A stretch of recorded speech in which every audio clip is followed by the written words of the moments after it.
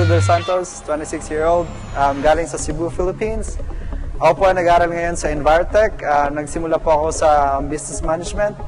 And then pinatuloy ko po sa project management na talagang nagugustuhan ko. Ako po isang nurse sa Pilipinas pero nagustuhan ko po mag-aral at naiba yung, pathway ko sa Australia, Niger. So ngayon, ginawa ko itong dalawa at talagang na-enjoy ko yung buong experience na naging estudyante ako dito sa Australia. It's been maganda yung kakalabasan ng pag-aaral ko. Lahat ng mga teachers, magagaling. Mga estudyante, mga iba't ibang galing ng bansa. May mga pinili din akong mga kaklase. Maganda yung relasyon ng mga estudyante at saka teacher, parang mga kaibigan lang. Paglabas mo, surfing kagad, dagat, 2 minutes lang na lakad, diretso na kagad na pahinga. Which is maganda talaga na yung Australia naman, isa sa pinamagandang bansa siguro na pwedeng puntahan at saka pwedeng matira, which is like parang paraiso kumbaga.